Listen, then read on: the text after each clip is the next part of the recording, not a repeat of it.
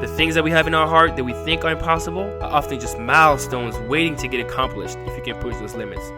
Listen, everything was impossible until someone did it, so you can either hang around people that tell you it can be done or hang around people that inspire possibilities.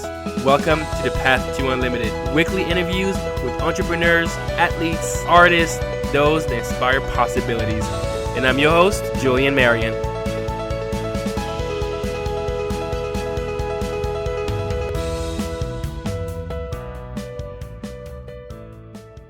Welcome to the Path to Unlimited. This is Julian, and today I have someone that I've been wanting to have on the show for a while.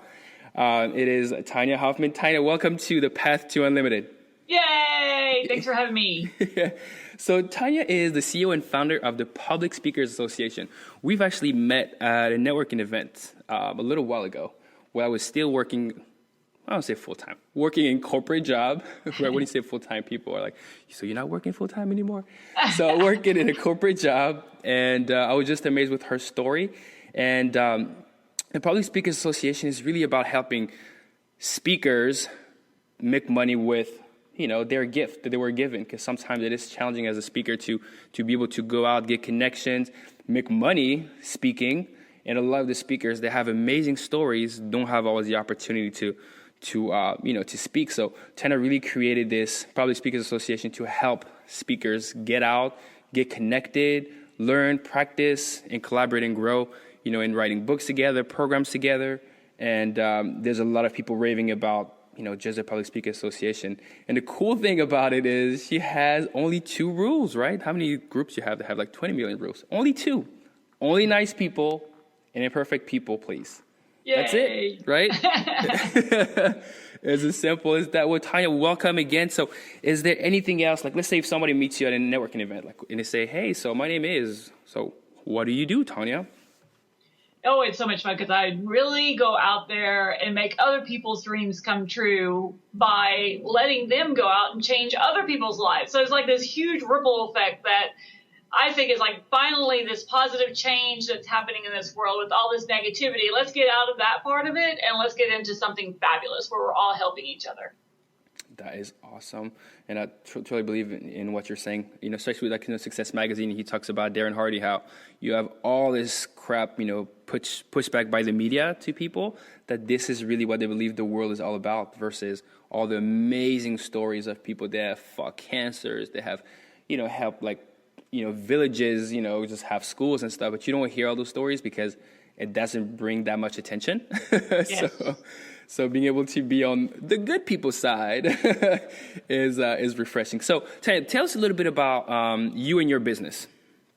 Well, I really, just like that I just said, it's about that ripple effect. And what I found when I started meeting people, because when I was growing up, it was very dark and there was a lot of really bad people around. And I thought, well, is there really good people? And as I got out of my fears of meeting new people and strangers, I started realizing how really amazing they are and how really helpful that most people are. And I was like, other people need to see not just that they can go out and create change, but they really have a duty to go do that. We're all put on, I believe we're all put on this world to help someone go further, move a little faster. And with that, it translates into helping ourselves. And so when I created the Public Speakers Association, it was really along those, kind of platform so that people can find out about speaking opportunities. I create a lot of marketing of opportunities. So if someone has a business or a message that can go out and really transform somebody's business or their life or their family, now there's a way for them to do that. And guess what? Also make money. So that's always a positive. That is always good to make money doing what you love. Yes. Especially when you get to hang around really awesome, nice people. that is true. And a lot of those speakers are pretty awesome people. Really it's almost like podcasters, right? Like their story and their message, is amazing. Like they really want to go out and change lives. And it's not just, money is not the number one reason they got into it. Matter of fact, before podcasting started really becoming something we can make a living from, the one doing podcasting was just like, hey, I have a message I want to share, or I want to bring other people's message and share them. So I think at the core, it's positive. So I believe that we all have like either a mantra or a quote or motivational quote, something that kind of refocuses us like every time or when tough time happens. So do you have one that you kind of live by? Yeah, well, there's one. I'm not a big quote person, but this one kind of hit me like square between the eyes when I was 38. So this was 2005, and I saw this quote, and it really did start moving me. And it's, life is not about finding yourself. Life is about creating yourself. And at that point in my life, I'm like, oh my gosh, all I had to do was stop trying to find who I needed to be and actually create who I would like to be. And it was like one of those kind of doing on the top of the head that said, okay, Tonya, who do you want to be? Because you can be somebody, you should be somebody, and you're doing a disservice to this world by not going out there and helping people. And it kind of started really making me get out of my own way. Cool. That is really good. So what gets you up in the morning now? Oh, getting to meet and talk to fabulous people like you. You just hear people's stories and what they know. It's incredible, because I started realizing there is no way that I can live somebody else's life. So every person brings a uniqueness to the conversation because they have different experiences and different needs and wants and desires and connections. And that's really the exciting part about being a speaker, and especially for what I do. I get to go meet, 5 people, 100 people, 1,000 people, and get to know them. It's so exciting. So, with the kind of industry that you're in, I would suspect that you do have sometimes some crazy hours. So are you an early bird or a night owl? And why? I'm whatever is required. We're going to create a new name for like an early bird that is an owl. Yeah, we just don't go to sleep. Awesome. So do you have like a mental checklist that you do every morning that kind of just like helps you just, stay on track with who you are and, what you want to accomplish? Well, I've got I make my own calendar book, and in there it tells me what in the world am I doing today. So every day I look and see, okay, at the beginning of the week, like on Sunday, I kind of look and see what's going on the whole week. But, just in case I forgot to book a flight or something. But a lot of times it's just, waking up that morning and going, oh my gosh, let's see what's going to happen today. And it's so exciting. I mean, just like this morning, I'm like, yay, I get to be on Julian's show today. And who knows who's going to hear this and who's going to go, oh my gosh, I've got to be amazing too. I can be whoever I want to be. It's so powerful to me. All right. So limitations in life, what is your perspective and view on that? Well, I know that I had to get out of my own way, and I had so many limitations. I was an incredible introvert. And if you had told me 10 years ago I was going to be an international speaker, I'd be like, you're crazy. The first time I spoke was in front of 5 lovely ladies who all loved me. I was shaking and shivering and sweating. Oh, it was awful. And I started looking at what was I doing to keep myself from being the best that I could be. So I started a rule or a goal, and it's the same goal every year, which most people are like, well, that's a sucky goal if you never quite get there. But it's to look back at myself the year before and not recognize myself.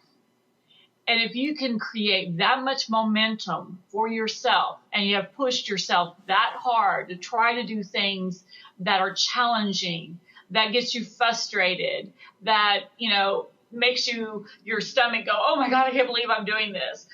Then by the end of the year, you're going to look back and go, oh, remember when I was scared of doing Skype? I mean, I remember the first time I did Skype even, I'm like, and then I did it. I'm like, oh my gosh, it was just a phone call. I mean, you kind of have all these silly fears that get in your way. And I totally get why I was that way. I had a really harsh upbringing. I didn't know there were good guys in this world until I met my husband when we were in college. And I had cancer. I was robbed and tied up when I was 6 months pregnant. So I get why I felt like it was safer to not engage. Mm-hmm. But then I realized how much of my life I was losing by not engaging. And then I got really sad about it, right? Because I'm like, wow, I have kind of missed 38 years of developing somebody that I actually like. I really like myself now. And I'm really, really looking forward to my future. And I can't say that 10 years ago. So I want that for each person that I meet. Okay, so so you had those self-imposed limitations. How did you really kind of just conquer those? It was not easy. And a lot of people just want the magic pill, and I really don't think there's a magic pill. To get over my speaking issues of fear and trembling and all of those things I made myself go do it again and again and again. And I remember it was about a year and a half or so after I started doing any speaking. And I remember going into an event and I wasn't trembling anymore. And I'm like, oh my gosh, I'm not shaking. And it was just like this moment of relief. And you just have to keep doing it. If you're afraid of something, it's like I just started my TV show. I just moved from radio to YouTube to now Blab. And it's live broadcasting. And the first time I did it, it was awful. I couldn't figure out what to do, where to go, how to start it, But now, because I've done it, 30 times or so, now it's like a breeze. I know exactly what to do. So you have to get through that first, oh my gosh, what am I doing? And just keep doing it until like, oh yeah, I remember when I couldn't do that. I couldn't figure that out. So how I recently discovered Blab, from a friend of mine, Evan Carmichael. He has a YouTube channel called Evan Carmichael Believe, all about entrepreneurs. Nice. So he invited me on there, on Blab. So tell for people that are listening that don't really know what Blab is. So the newest thing to market yourself is called live broadcasting. And there's several different platforms. There's Periscope, there's Meerkat, there's a new one called BeMe, and those are all done with your phone. So it's you punch it on, you start a show, and you're just talking. And it's very much a monologue. So you're just kind of talking into your phone, and people are listening live, whoever kind of finds out about it, and it kind of tells them that you're on live, can listen in. And it's a little bit of interaction, but not a lot. So I was doing Periscope for quite a bit, and I found out about Blab. So Blab is on your computer. You can use your phone, but I would not suggest it. It pulls a lot of resources. So get on your computer, download it. It's Blab, BLAB.im, so not .com, so IM like instant message. Mm-hmm. And it's an entire platform that you start your own show, and you have to have at least 2 people talking. So you and somebody else, and you can get up to 4 people total. And so suddenly you're having these great conversations, and you've got a live viewing audience. So people can jump in anytime, they can leave anytime, they can message you, you can post all kinds of stuff, and then you get these great links to the event. You post it through Twitter, Facebook. It's brilliant. And I've got closed business from it immediately. Wow. So I'm like, awesome. Okay, I'm switching everything up. We on. Yeah. I love it.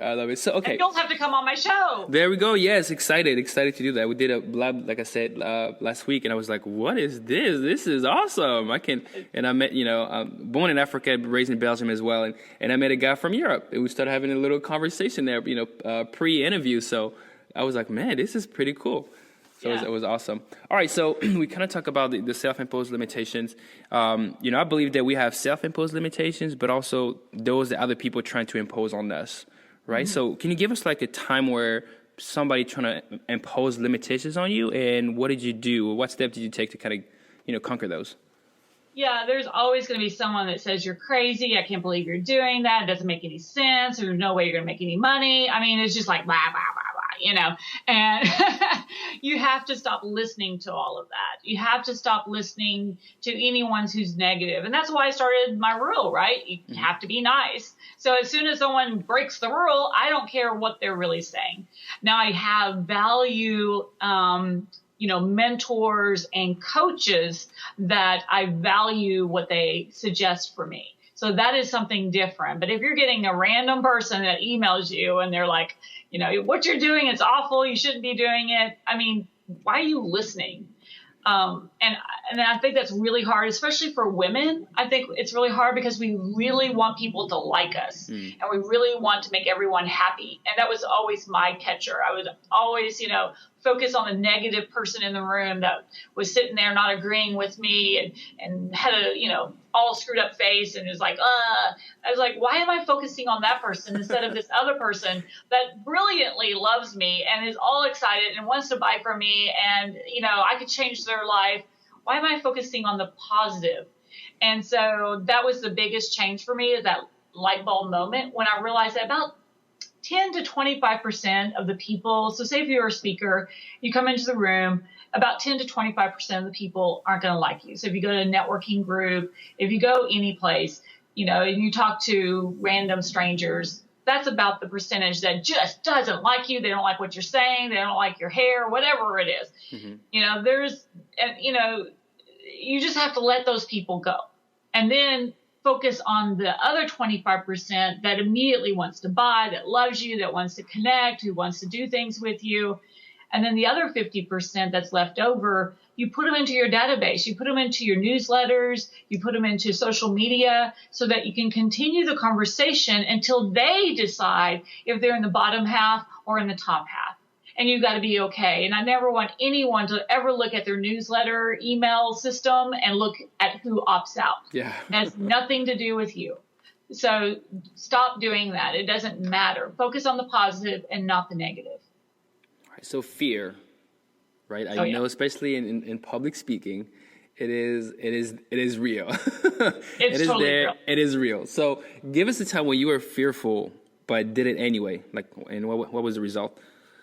Oh, yeah. From the very get-go, it was this, oh, my gosh, who's going to say something ugly? And I've never been a really quick comeback type of person. Mm-hmm. So one of the suggestions I would give you, if you're afraid of a heckler, realize that it's very rare that anyone will say something negative during your presentation because you're the expert and everyone's listening to you. And most people don't like to stand out like that anyways. I always start off my presentations with, okay, here's my rules. You have to be nice and no perfect people. So that way, if I mess up, then well, I told you I wasn't going to be perfect. And then if someone says something ugly, well, guess what? They broke my rules. So you can use those rules on your own. You're more than welcome to steal my rules. But you've got to continue to do it. And that's how you get through those fears, because you start realizing it doesn't matter. It doesn't matter if you got something in your teeth. Nobody cares. And this is the problem that most people have with speaking anyways, is they think it's about them. It has nothing to do with you. It has to do everything with what are you giving that audience.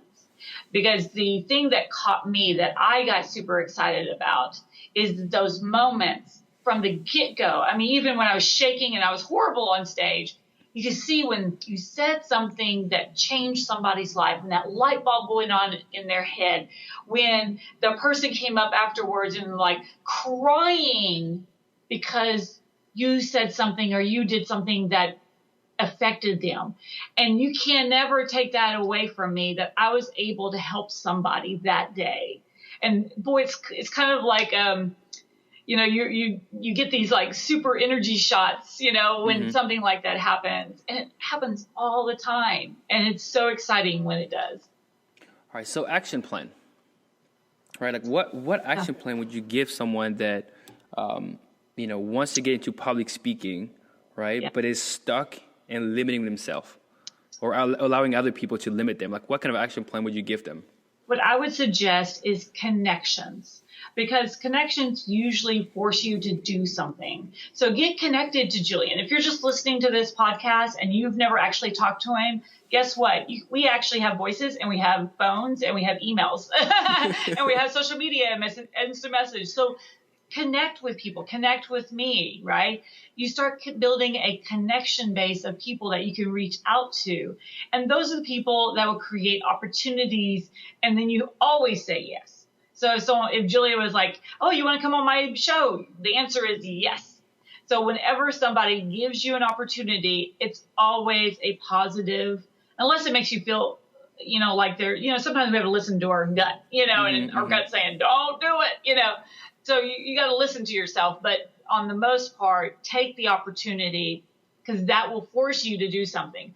I'm the type of person that I put myself in situations to force myself to do it. So say with Blab, in order to start blabbing, I just scheduled a show, and I forced myself to schedule it in on my calendar, and then I posted it on social media so everyone knew it. So I couldn't back out. Yeah, because they knew.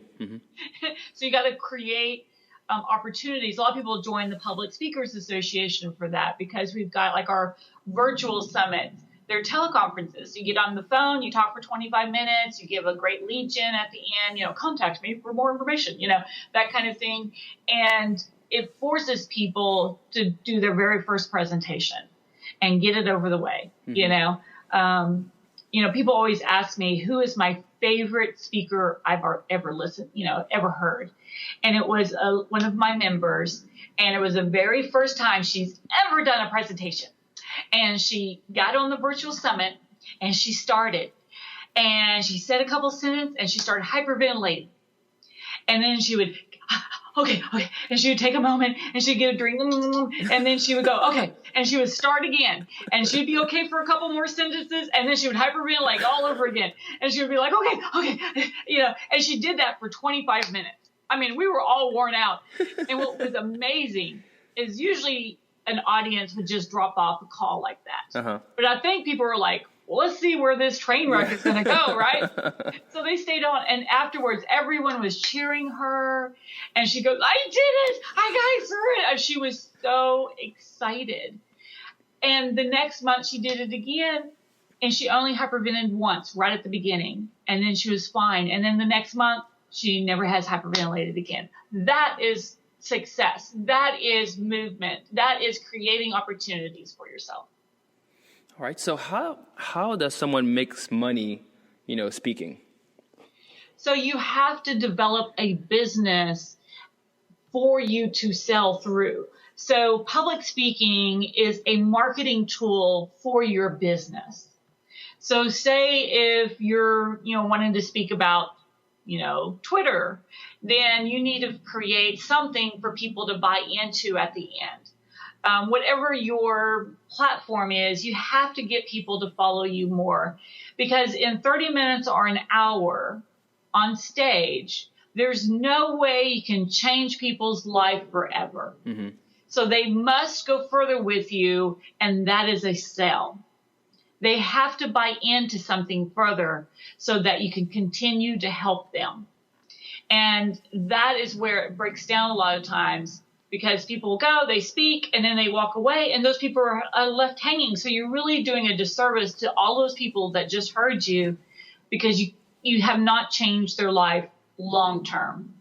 So you have to develop something. So even if it's about, breast cancer or whatever it is, there is something that you need to give them. It could be, goal setting or positive attitude or helping people through affirmations, whatever. There's something that you can continue to help those people, and that continues to help them change their life. Awesome. So you see a lot of speaker, because nowadays with Facebook and Facebook groups, so you see a lot of speakers kind of just have that conversation continue, for example, like on Facebook groups and such. You see that happening a lot? Yeah, there's, it's so great nowadays. I used to own retail stores in Houston for 7 years. And when we had physical retail stores, we didn't have the internet back then. So there was really no way to market ourselves beyond the yellow pages and, newspapers. Now everything is pretty much free. So there is the opportunity for you to be an entrepreneur in today's market, to use Facebook, use social media, use all these live broadcastings. You use what we've got developed out there, and they're continually adding something new, which is incredibly exciting.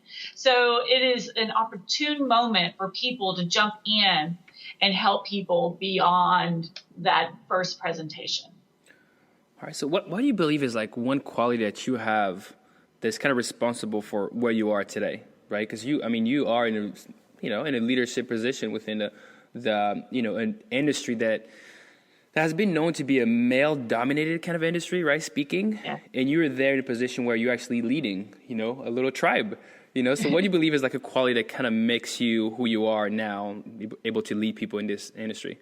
I think it's, if I look back, even through my childhood, I've always loved diversity. Getting to meet people of all ages, ethnicities, everything you can imagine. It's just always been really exciting to find out, what do you mean you don't do that? Or, wow, you do that. I mean, it's just incredible to me. So when I started getting into the speaking world, I found out that, if you weren't 60-year-old white guy, you were going to have a hard time getting into speaking. I'm like, why is that? And I was like, let's change that rule. And then I didn't understand the speaking industry, even 5 years ago. So myself and my friends started this kind of wave of change in the speaking world.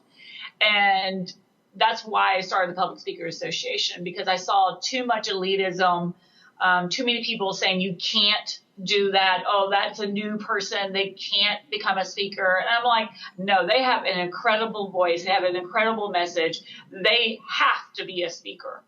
And so that's one thing that gets my button pushed really quickly, is for people to discount somebody for whatever reason. And I think that's kind of that unique quality that I always bring. Is I'm kind of like the underdog, I love helping the underdogs, because realistically, they're not any different than all the celebrities that I meet, That's true. And I love Steve Jobs, when he talks about once you realize that the world that you live in was created by people just like you and I, they're not any smarter. Then I think there's a huge shift that you can create a business that people are going to go to. You can create a product that people are going to use. You can create something like Blab, right? Like you don't have to be this super intelligent, smart person. You can do it, and you will learn. So what is one book that you would recommend? Someone listening that's like, what? I would like to give this little, speaking a try. So what book would you recommend them? Oh, book. Well, I've got, 6. And we'll make sure to have those, on your show notes page. Yeah, start looking at what works for people, and become a quick study. And, so if you find somebody, I don't particularly like reading books, because it doesn't get down to the real information quick enough for me. So if I find a book that people are like, oh, you need to read this, I'll just call up the author and say, okay, give me the skinny on it. And by the way, you can do that with almost everybody. You can contact anybody. Everyone has a phone. Everyone has an email address. Everyone has social media. You can contact anybody. Literally. And I remember, Steve Jobs talked about how when he was younger, he actually contacted, I think it was Dale, right? Mr. Dale, right? He just found him he didn't find him in the book. He just called his name, and even him wasn't impressed that this young kid just called me up, and I'm the CEO of this big, company. But he's like, yeah, most people don't do that. They don't reach out to people that are like, oh my gosh, this is the guy that I saw on TV. But but the guy is on LinkedIn. He's on Facebook. You can reach out to him, get his phone number, and just talk to him, and just limiting themselves, say why would he talk to me? I know back in 2006, I had an AM radio station. It was kind of my forte into, getting myself really out there. And, which was hilarious. I look back at it and I'm like, oh my goodness, it's so crazy. But I would just reach out to people, and it was political season. So I started reaching out to all the politicians and asking them to be on my show, which is a reason that you have some type of show, internet radio, Blab, you got something going on. Yeah. Because you can interview anyone, because they all need marketing. They all need to get their message out there. They all need to be heard. So it's great. It's a great leveraging opportunity, by the way. But yeah, you could reach out to anybody. I just, hey, Hillary Clinton, hey, I was just calling everybody. And some people are like, oh, the timing didn't work and they couldn't be on. But other people, I'm like, I had them come in, I had them fly in. It was incredible. So do you have a resource that you use that kind of allows you to kind of be everywhere at the same time almost? What is the resource that you would say makes you quote unquote unlimited? It's called the internet. That's good. All right, so winding down. So if you were unlimited, could not fail, right? What would you do in the next 7 days? So you only have a week of this like unlimited power. What would you do? Unlimited power. Wow. Right, you can't fail. Something that I'm not doing. Let's see. That is such a great question, because if I want to do something, I just go and do it now. It would have been a different answer 10 years ago, because then it'd be like, oh, I really want to, be able to stand in front of people or whatever. And for me, like, I'm working on an Asian tour right now, which is totally scary for me, but I'm really pushing myself to do it. And so anytime I want to do something, I just go do it, because we do all have unlimited power in us. We all do. And we have to start tapping into it. And that's what I expected from you anyway. All right, Tonya, so towards the end, so what is, kind of one party piece of guidance that you can give us, the best way we can support you, and if people want to reach out, how can they do so? I want you each to go out and start changing the world by changing yourself, transform yourself into who you want to be, the kind of person you want to be, and the environment that you want to have. There is no reason you can't be super happy. So I want you to do that. Be happy with yourself. We only have this one life. And I would love to connect with you. So get in touch with me. I'm all over social media. I've got my own website. And it's Tonya with an O, Tonya. And then Hofmann. Okay, my husband's family doesn't know how to spell Hofmann right. So it's Hof, like Frank, just one of them, Mann, so Nancy. And you can find me on everything. And then you can check out the association by going to Public Speakers with an S, association, all spelled out, .com. Bam. There we go. That was easy. And we'll make sure to have all those links, guys, on the show notes page. So if you go on tptunlimited.com and you can search Tonya or Public Speakers, and you'll be able to get all the show notes with the links that she talked about. Tonya, thank you so much for being our guide on this path to unlimited. We really do appreciate your time, and we'll talk to you later. Yay! Hope you've enjoyed this episode. Make sure to let us know at tptunlimited.com who else you would like us to interview and see how they conquered their own limitations and those that other people trying to impose on them.